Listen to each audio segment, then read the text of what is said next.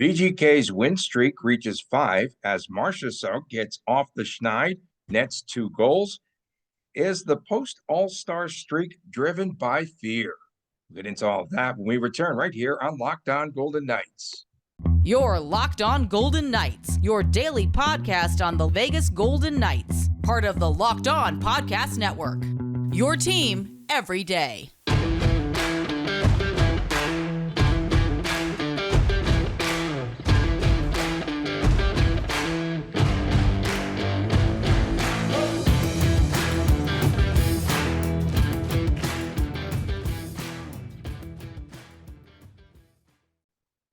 Hi again, everyone. Tony Cardasco along with Chris Golick from Las Vegas. Thanks for making us your first listen each and every day.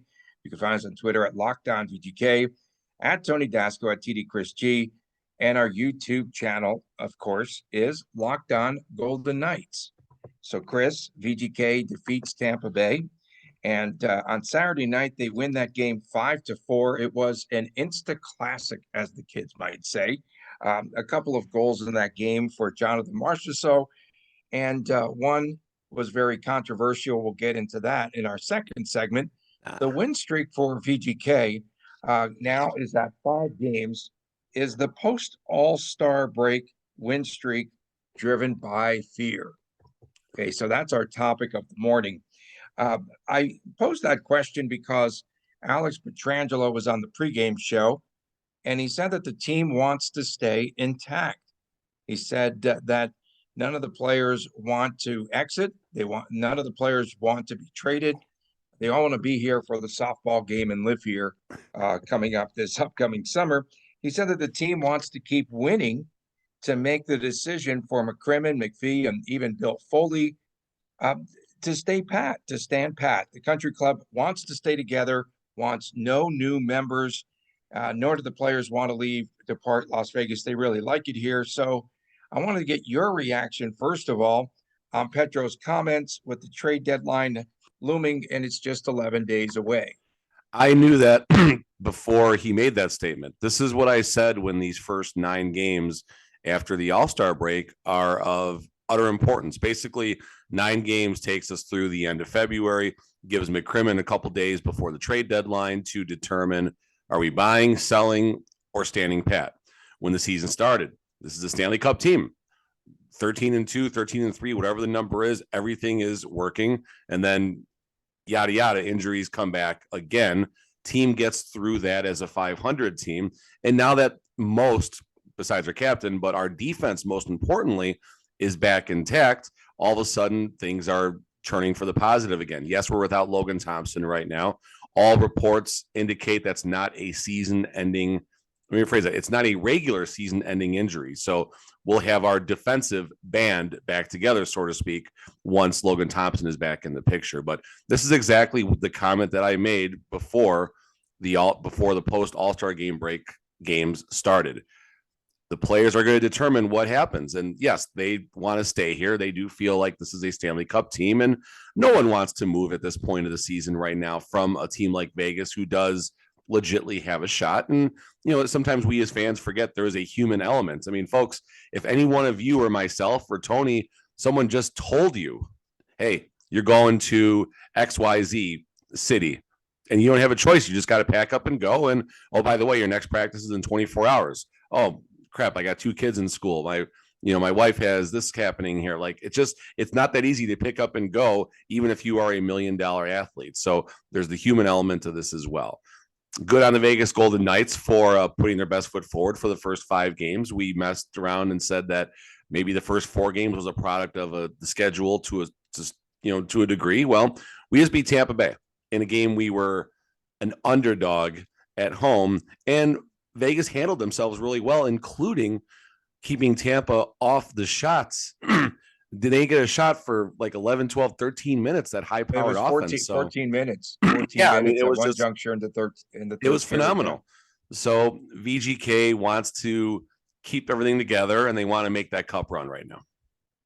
Okay, we remind everyone that we're brought to you by FanDuel, America's #1 sportsbook. And do you feel that the front office will now back off from any trades as long as this team keeps winning? because I think they're just going to go full steam ahead and do whatever they feel could be in the best interest for this franchise. The best interest for this franchise is the Stanley Cup. That's what the three people that sit center ice at T-Mobile Arena think every single day. So those three people, being Foley, McPhee, McCrimmon, are going to make a decision that benefits the team to win a Stanley Cup. Now, is that Stanley Cup this year or next year? That's maybe the internal debate that they're going to have. And I think the answer is it's this year, because here we are again. Mark Stone is out. He has a back injury. Let's go through that timeline really fast. This is drama. This is a must-see TV here. Mark Stone goes down. It was kind of strange the way it happened. Okay, he's going to be out for a while. We understand that. All of a sudden, he has a setback. Okay, that happens. We hope he can get back.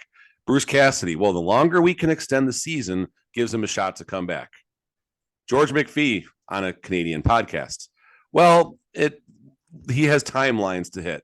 We'll see if he can hit those timelines, and it makes things complicated based on if we can make a trade or not when he's going to come back.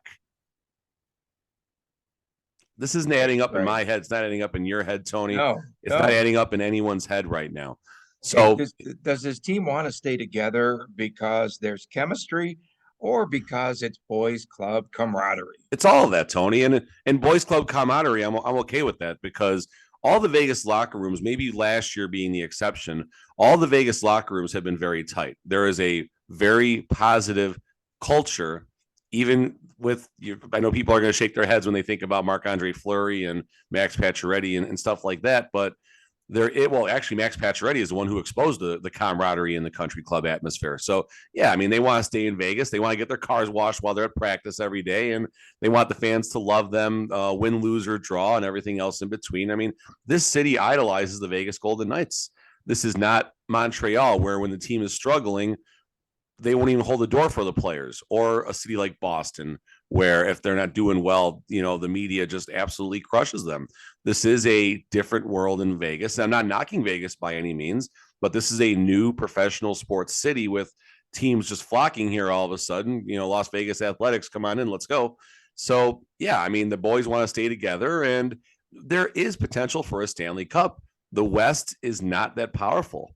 I mean, we were joking that the Pacific isn't that good. The Central is worse. The Central is worse. Starting to surge. They're starting to surge. Was that?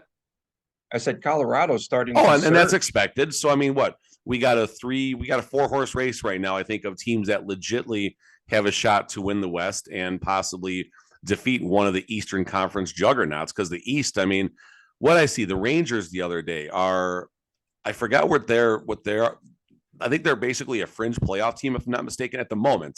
They're moving up too. They're moving up, but point being is they would be like, I think, close to top of the West or something like that with their record. So for sure, for sure. And that Edmonton team, pretty sorry against the Rangers. They blew 3-goal leads twice, and then yesterday I was watching the game, and Colorado came back from 3 goals down. Forced the game into OT late in overtime. They scored a Nico Rantanen goal, and they won that game. So out of 2 games that they were leading by 3 goals, Edmonton gets just 1 point. You sent me a note yesterday about Patrick Kane. So Patrick Kane, it's a 2-horse race, apparently, between Dallas and the Vegas Golden Knights. Kane saying yesterday that Toronto, that was never in play. He was miffed that he Be careful who you listen to, was his quote. Be careful what you listen to. Right. And so now he's starting to play some hockey. Okay. He's starting to turn it on, a la Phil Kessel.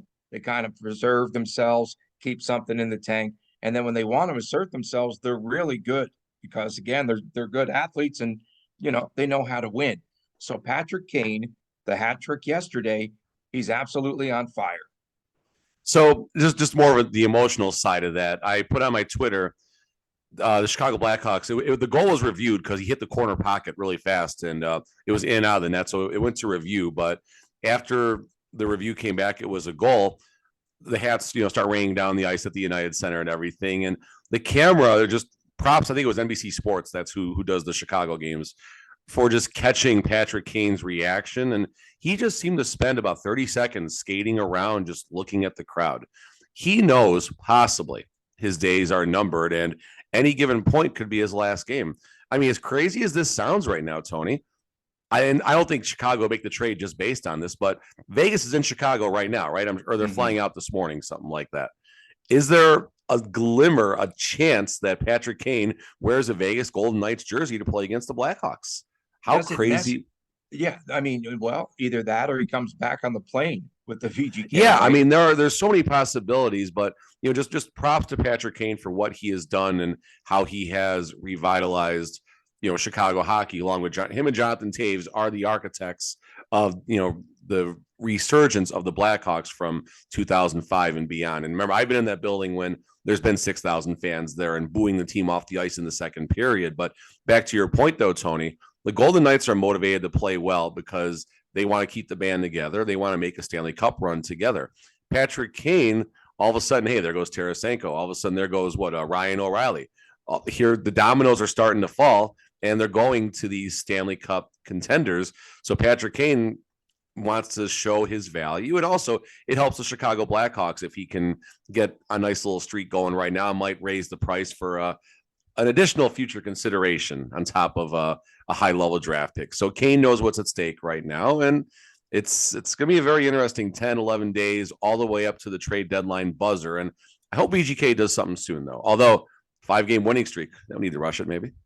Okay, so the car wash club wants to stay intact. I know that if they get someone like Kane, that's going to ruffle some feathers with this organization, with the players on it. Sure, it's going to push someone out of the lineup, probably like Brett Howden or something like that. But again, injuries happen. Having a little more depth, not that Kane is a depth piece by any means, but just adding, having someone like Brett Howden who goes to being a healthy scratch, or a Keegan Colasar. I don't think it would be Colasar. I think it'd be Brett Howden. But got to. Line 3, what are we thinking? Nick Waugh, Patrick Kane, Will Carrier. Ooh. Coming up next, we will recap Saturday's VGK win, 5th in a row, as they defeated Tampa in a wild one at T-Mobile. We'll talk about that when we return right here on Locked On Golden Knights. Our next partner has a product that we use additionally each and every day, literally Athletic Greens. We took it because we don't have time. Again, it optimizes our immune system, and it helps us from taking just all those supplements separately, which is really kind of annoying. And now it's been over 6 months, I suppose, and I really love it. It doesn't taste like it's super healthy, or I say chalky. It has kind of a mild tropical taste, and I actually look forward to taking it each and every day. And again, we personally consume it because we don't have the time primarily. And it also helps me to sleep better and helps with the digestive stuff going on in your system. And again, it's lifestyle friendly, so you don't want to pass on that. And the importance of multivitamins. Tons of people take some sort of multivitamin, and it's important to choose one with high quality ingredients that your body will actually absorb, like AG1. Less than $3 per day. And it's recommended by professional athletes, trusted by leading health experts across the globe. And it is also, for every purchase, something that you need to invest in is the youth of tomorrow. So No Kid Go Hungry is one of their top charitable organizations that they definitely want to work with. So to make it easy, Athletic Greens is going to give you a free 1-year supply of immune-supporting vitamin D and 5 free travel packs with your first purchase. All you have to do is visit athleticgreens.com/NHL Network. Again, that's athleticgreens.com/NHL Network. Take ownership over your health and pick up the ultimate daily nutritional insurance.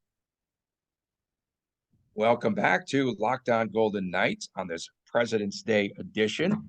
Tony Cardasco, Chris Golick from Las Vegas. Thank you all for making us your first listen each and every day. And of course, please subscribe to the YouTube channel. And again, that is Locked On Golden Knights. President's Day, big day for George McPhee. No, he's actually the Prime Minister of Canada. He's not the president of the VGK.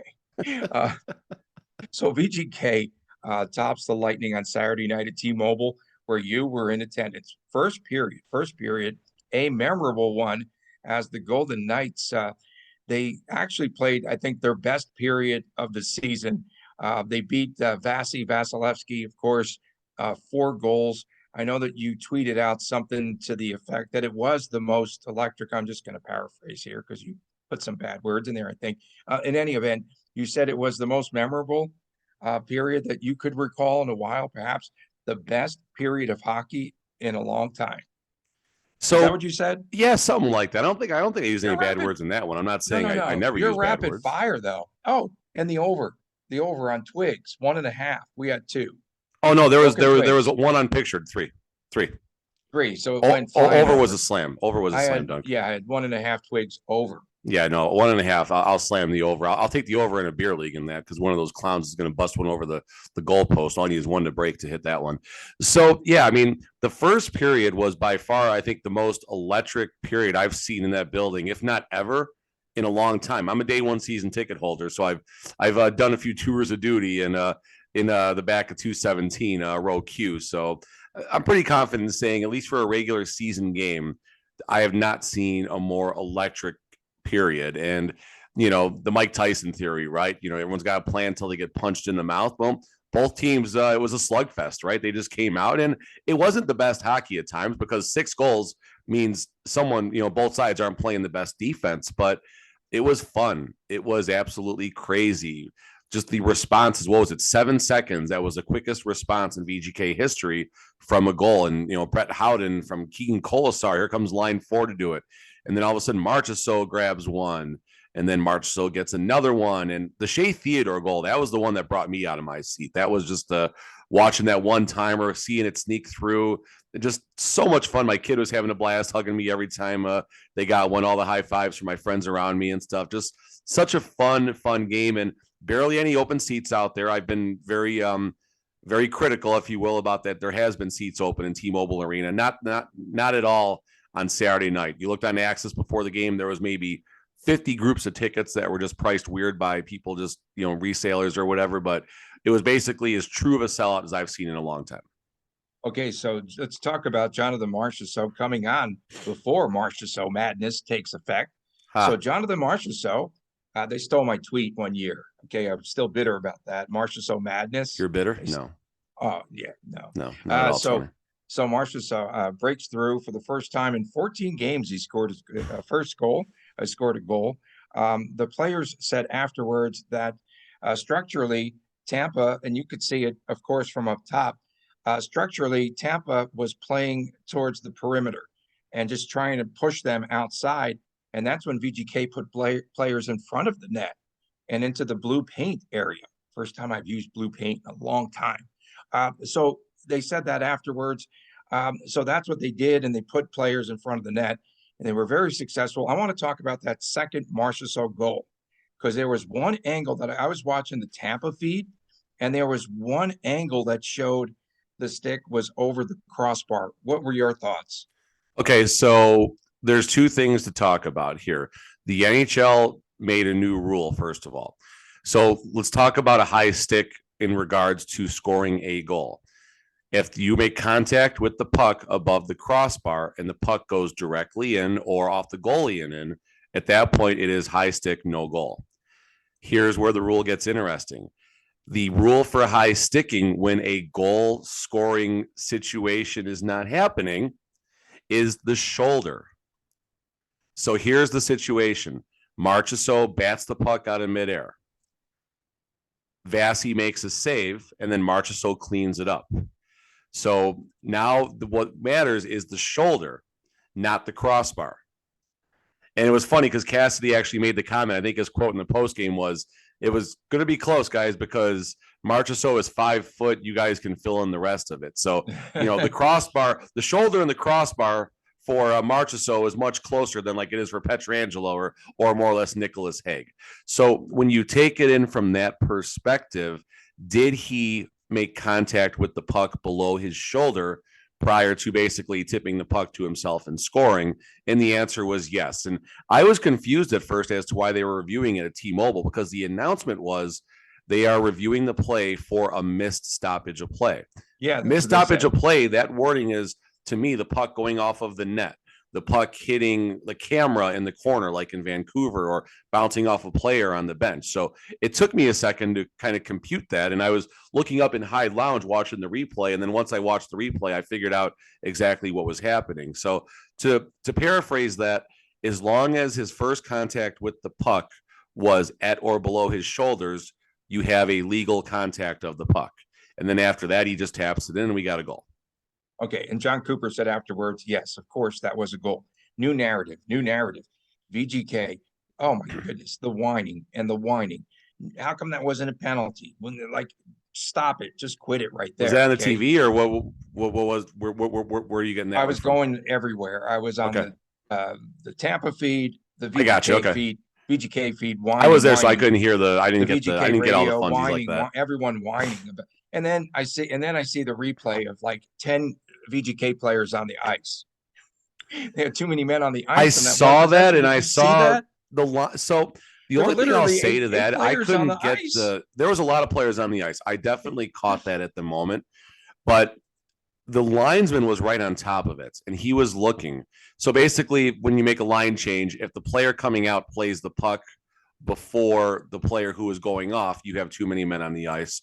Or if a player is just skating out there, you have 6, 7, 8 players out there. Obviously, that's too many men too. They had their 5-star dinners in town, for a couple of days, and they stayed at the Four Seasons. Okay, I'm sick of it. Go ahead. One thing I do want to make one point though, really fast here.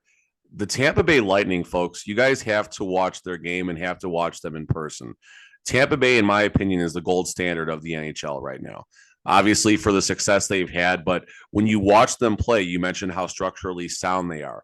On the offensive side of the ice, there is no team that is more creative with the puck, whether it's coming in on like a 2-on-2 rush or even a 1-on-1 situation.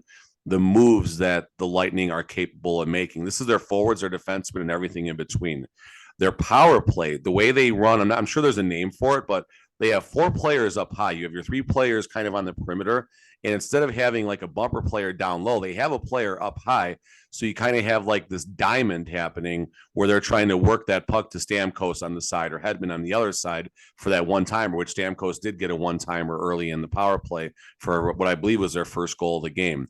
Watching the way they move the puck inside the blue line, the tip passes, the tip shots, they are so much fun to watch. And I mean, I just cannot give them enough credit for the game that they play. So much fun to watch, so well coached. John Cooper is an absolute GOAT as far as NHL coaches go. And I think he's going to be in that category when the dust settles, whenever he calls his career quits. And that's not happening anytime soon. So, folks, whenever Tampa comes to town, go see them. Do yourselves a favor. That is by far some of the best hockey you will watch of your current lifetime, in my opinion. VGK they nearly had a power play goal. Nearly, because time had just expired from the power play. That was the first thing I looked up and saw. That was the first thing I looked up at when they scored that goal. So one power play goal in 13 games. 1.5. Yeah, that was almost. And then defensively, of course, VGK, you spoke about it in the first segment, holding Tampa 14 minutes without a shot on goal. That's exceptional. How come teams don't follow the San Jose model of just blocking at the blue line and denying entry into the zone? With no respect. I'm not going to respect it. Look at San Jose's record. It doesn't work all the time. And that might have been a situation where better teams could definitely have that blockade. Right. But was that an anomaly in the sense that VGK maybe just didn't adjust well enough? Like, you look at, and again, I'm not crapping on San Jose. I take any chance I can, but I'm simply going to point at San Jose's record and say a lot of teams are not watching the San Jose Sharks saying they got this figured out. They got things figured out. Like, listen, San Jose, give them credit for the way that they slowed down. I mean, of the 5 games the Vegas Golden Knights have played, San Jose played the best defense against us. And also, Cajonen also had the game of his life. He's actually playing well. Cajones. He's playing very, very well since the All-Star break, and he had a wonderful game. I mean, he might be a late trade target for a team that has goaltending trouble. VGK doesn't have goaltending trouble, so that's not at all what I'm going to say here.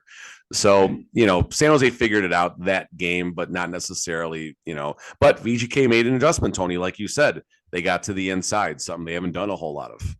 I like Cassidy after the game. It's like, oh yeah, I've seen this before. We played Tampa a lot. So the Pacific Division is where that's his Achilles heel right now. He needs to focus more as well. More Yeah. attention. Yeah. on the No, Pacific. you're on the ball there, Tony. He was not surprised at all with Tampa's Nothing. game, but Nothing. the San Jose Sharks, man, we got to figure that defense out. That's a tough egg to crack right there, folks. Are we going to see, before we go to break, are we going to see Brossois in Chicago this 100%. week? 100%. So 100%. We'll see if he Lock it passes up. the test. Okay. And that might be the only time we see him, because I don't think Cassidy wants to play him. Okay. Coming up next, again, we'll talk about the defense and how well they have been playing of late. And they are spearheaded by Shea Theodore and Zach Whitecloud. Their contributions have lifted VGK here during this 5-game win streak. We'll get to that when we return right here on Locked On Golden Knights. Well, last night we had the NBA All-Star Game, and Mike Malone, the head coach of the Denver Nuggets, said it was the worst basketball game ever played. But that's not, hey, Awesome. Don't hold this against FanDuel, because if you bet on the over, it cashed in. Of course, it's the midway point of the NBA season. I didn't know where I was going with that. And of course, you can go to the America's #1 sportsbook, FanDuel. Now, new customers get a no-sweat first bet up to $1,000. And of course, that's bonus bets back if your first bet does not win. Just download the FanDuel Sportsbook app today. Safe, super secure, and easy to use. Then you could bet on everything from the money line to point scores to the 3 points that are drained in a game, which is a good bet to have, like that kind of action. One of my friends bets on corner kicks in soccer, so that's not out of line. Of course, there's player props, a lot more going on, rebounds, player points, assists, all of that. So many exclusive bets, like the 2x3, 2 3-pointers scored in the first 3 minutes. That's kind of fun. I think we should take a jab at that. FanDuel even lets you combine all of your bets for a chance at a bigger payout on the same game parlay. So don't miss your chance now with the no sweat first bet up to $1,000 in bonus bets when you go to FanDuel.com/lockedon, FanDuel.com/lockedon to learn a lot more. Welcome back to Locked On Golden Knights. A little salty today. Did you watch that, Tony, like the All-Star game, or no? I was watching back and forth a little bit. I watched. Did you watch like the pre stuff? I guess is what I'm like, where they were doing the. I'm curious what the reaction was. So we were sitting in Applebee's last night after Chris's hockey practice. I got a quick story about that, but we were sitting in Applebee's and I was watching and kept looking up, and you see LeBron and Giannis going up and back and everything. The draft, yeah. I was wondering if that was actually like decent TV or if it was dragging. Because I couldn't hear. You're in Applebee's just watching the captions. Like, I don't know if it was interesting. It was funny. No, it was pretty good. It was entertaining, and that's where the entertainment, I think, ended. And they should do away with all these all-star games. None of them are good. I have an observation on the XFL, though. Something good. The replays. Did you catch any of the XFL game? They go to the replay official. They zoom into him live. He said, no, I don't like that. Oh, I do remember that from last season or something like that. Yes. Done. Like they did it in like a matter of seconds. It's like, okay, he's juggling the ball a little bit there, but then he regains it. He has There's transparency. There's transparency. The transparency, number one, but number two, they don't drag it out. Like it's not like a 5-minute ordeal every time that they have to go to a replay. Oh God. So here, Tony. I got two things now, Tony. Back, feet and bounce. Okay. So one, when they were replaying the March or so ago, reviewing it, they were playing that For Non-Blonde song, What's Going On? And they kept playing the song, and DJ Joe Green was cutting it at the chorus, and the crowd was singing it. I got a great video of it. That's a fun moment. And then really quick father-son bonding moment. So he also plays now King of the Hill when Aiden Hill makes a very good, Tony. Very good, very good. So good father-son bonding moment yesterday. My kid's playing his hockey game, his developmental game. But it's still, competitive where the kids are out there trying to score goals and stuff like that and doing lines and stuff like that. And there's one kid, he was getting a little, he was being a little aggressive out there. So it was the first time I told my son, I said, listen, you stand up for yourself. And if that keeps happening, go put him on his blankety blank. And well, he did. He did. Took him down. And he chirped him. and basically, said, hey, you want to play like this? Okay. And so, yeah, Daddy's proud this morning of Christopher. Daddy's proud. We got Applebee's for that one. Was it a hip check or what did he No, do? just a little, just leveled him. He got in there. He sent him a message, let him know he was there, We thank everyone for making us your first listen each and every day. I don't know where to go from there. And of course, you can find us on our YouTube channel, Locked On Golden Knights. And you wanted to talk about the contributions of Shea Theodore and Zach Whitecloud. No doubt. So, that is the defense is the one thing that maybe got lost in the shuffle with all the injuries, right? It becomes a scramble of, okay, how is this team going to survive and kind of get things going again? And I have mentioned I'll take the VGK top 6 over, or at least alongside of any other 6 defensemen in the NHL. That's how good I believe this unit is. It's been the same unit year over year, which is something that a lot of teams cannot say. And all of a sudden, hey, here comes Shea Theodore back. Shea Theodore creates so much offense from his ability to just make a good, clean breakout pass or rush the puck. Zach Whitecloud is a phenomenal stay-at-home defenseman who admitted to me that he felt his game lacked a level of patience. So watching the games from the press box while he was hurt helped him, learn more about his game. So you put all this back into a blender. Now all 6 defensemen are in their 3 pairs that they're used to. And all of a sudden, in the last, and even the Islanders game only gave up 1 goal, an overtime loss, unfortunately, where Whitecloud was not there, but Theodore was. Looking back, gave up 1 goal, gave up 1 goal, gave up 2 goals, gave up 1 goal, and gave up 4 goals to Tampa Bay in just a weird game. But hey, Tampa's a great team. They're going to score some goals. So all of a sudden, our defense is going to give our team a chance to win every single game. And for the time being, until LT comes back, we need Aiden Hill and Brossoit to have a serviceable role. If they can get in there and steal a game, all the better. But our 6 defensemen are going to take a lot of pressure off. All of a sudden, when LT comes back, hopefully sooner than later, hopefully sometime right around the trade deadline or so, maybe plus or minus, 4 or 5 days on either side of that, we got a heck of a core that's going to be very tough to crack. And we do have the right offense right now. So it's your defense leads to offense, which leads to victories and everything. And having Theodore and maybe even more importantly, Zach Whitecloud back, things are going to happen and good things are going to happen, assuming something weird doesn't happen at the trade deadline, which God knows what that could possibly be.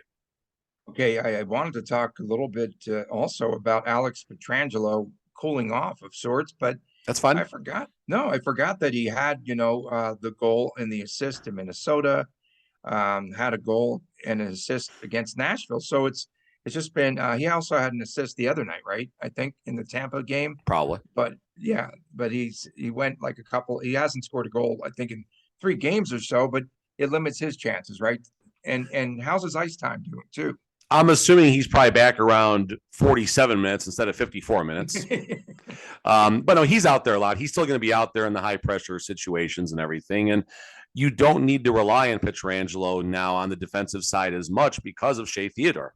Shea Theodore is our offensive defenseman who should get more points at the end of the day than Alex Pietrangelo. I'm not knocking Pietrangelo, nor am I putting Shea Theodore necessarily on a pedestal, just simply saying that's the balance that gets created when Theodore is back, and Whitecloud can do that more stay-at-home role for the team, which allows the other defensemen maybe to take more chances too. Yeah, and then having, of course, their top 3 pairs being able to play. Martinez got beat on a goal, I think the other night again. Was it in the Tampa game? I'm trying to recall, but I think that he would be trade bait still. I think that you could add Alec Martinez in a trade deal. If you trade Alec Martinez, I think you do so with eyeing a player that you can keep longer than as a rental. Because, you have 9.5 available right now with Mark Stone, assuming he's done for the regular season, which I think he is. So now you have another $5 million. You got $14 million to work with. If you do move Alec Martinez, is Caden Korczak ready? Is Miramonov close to returning? Those are the questions that you ask yourself if you do make that deal, because no disrespect to Ben Hutton, I don't want Ben Hutton in an everyday role as our 6th defenseman. As a 7th, 8th defenseman, when the team needs help, by all means, Ben Hutton is a great insurance policy. but having Ben Hutton go into that sixth defenseman role is not in VGK's best interest for a long playoff run. Now, like I said, Alec Martinez gives you the opportunity to hold somebody into next season. Was it Barbashev, right? Is that the player from the Blues that they're kind of looking at? That would be that type of target. Or even, I don't know how, but VGK finds a way to do weird things. Somehow maybe we do have Timo Meier this season as a rental and as a long-term play. No, that's not happening. He's going to either Carolina or the New Jersey Devils. VGK, if they have FOMO, fear of missing outs, I don't care about the internal division stuff. If the Sharks can fleece us, they'll take a shot to fleece us. Well, okay, but it's getting very close there to the trade deadline, and apparently VGK is out of that mix. Timo Meier also has a slight injury, which is why he's quote-unquote missing practice right now too, which is another wrench into the plan. Tays from Chicago is out, so can't be so it cannot be involved in any trades because he's out with. Well, the GM also has said based on his health, they don't want to do anything. They don't want to get themselves in a COVID pickle issues still lingering. Like respiratory issues lingering or something like that is what the quote was, I believe. Which is you feel for Taves because he's been through a lot in the last couple of years, and he wants to compete, whether it's for the Blackhawks or anybody, but mainly for the Blackhawks. That's where his heart is right now. So you just feel for everything he's been through, or maybe the team's winning too many games right now, and I don't know. If VGK does have a deal, make a deal for Patrick Kane, will they need a third-party team to be involved? Will they need? No. Would it be nice if they can park some of that contract money somewhere else? It'd be wonderful, sure, but they don't need to. I mean, the money is there. The money is there. Is the bait there? Does McCrimmon want to sacrifice that much of the future right now? I mean, F those draft picks, I think, is the way we think about them here in Vegas, like the Los Angeles Rams, which it worked for one season at least, right? Right, of course. And VGK's got little or no assets there, no first-round draft pick to give up. Coming up on tomorrow's show, oh my goodness, we could have another one of those games. Trap game. Stuck in the middle, trap game. Really fast. I know we're getting close on time. Tampa and Colorado, that's a trap game, brother. Someone asked a question about Tampa and the structure they played and everything. And then Cassidy says, listen, it's kind of like what Dallas does. It's like what Colorado does. It's like what Gary does to a degree. He never mentioned Chicago. Now, does that mean they're not planning for Chicago? Let's not get ahead of ourselves. But the other teams are more on the radar than the Blackhawks, as they should be. But these are 2 points where they could cough this game up. And this is not a VGK thing. This is just a professional sports thing. This is a trap game 101 tomorrow nights. Don't bet the Golden Knights tomorrow night. I'm not saying the Golden Knights aren't going to do well. Be careful if you're going to lay minus 200 plus on the Golden Knights tomorrow night. On the sway index, currently, Bruce Cassidy is about a 1 or a 2, where he was up in the high 8s and 9s earlier this season, just swaying around there because he was very nervous, but he seems to be settling in. Coming up tomorrow, a preview of the Chicago Blackhawks meeting. We'll talk about that. We thank you all for making us your first listen each and every day.